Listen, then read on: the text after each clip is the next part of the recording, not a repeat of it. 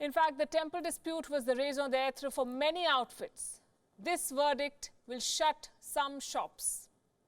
It also has different meanings for the parties involved, and here I'm not talking about the political parties but the litigants.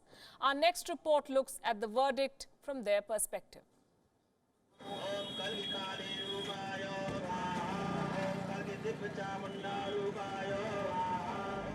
The Ayodhya dispute reached the doorstep of India's Supreme Court in the form of 5 suits.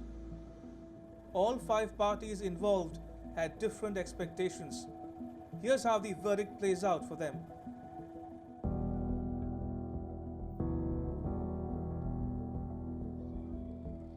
The first suit was filed way back in 1950 by Gopal Singh Visharad. Visharad was the first to stake claim to the disputed site. He was seeking a declaration saying that he is entitled to offer prayers at the site of the temple. After the death of Gopal Singh Visharad, his son Rajendra Singh was representing him in the case. The Supreme Court has ruled that while the party is allowed to worship, they cannot play a role in the management or possession of the site.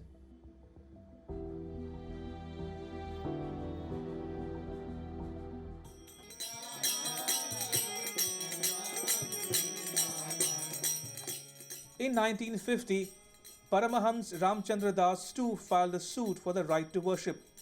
This suit was allowed to be withdrawn in 1990 after an application was filed. The Supreme Court held the same view as it did in the first suit.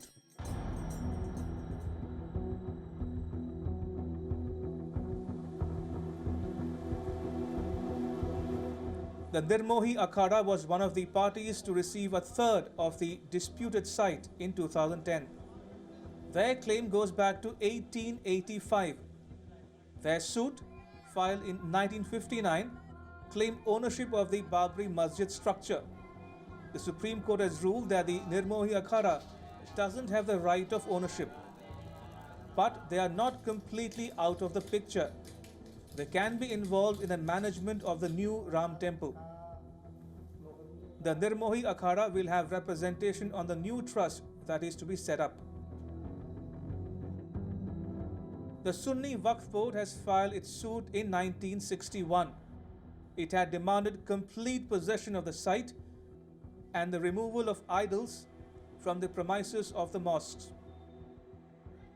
The Supreme Court heard the Sunni Waqf Board's case but did not give them possession of the disputed site. They couldn't prove their claim. Instead, the Supreme Court said that an alternative site must be allocated for the mosque. This must be 5 acres in size and at a prominent location in Ayodhya. The final suit in the case was filed in 1989. Ram Lalla Virajman, or the infant deity, is the heart of this judgment. Ram Lalla is an infant form of Lord Ram.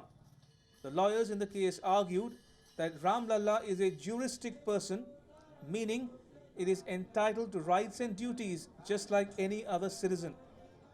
The Supreme Court verdict hands over the disputed land to the deity Ram Lalla, but the possession of it will remain with a central government receiver. Bureau Report, WION, World is One.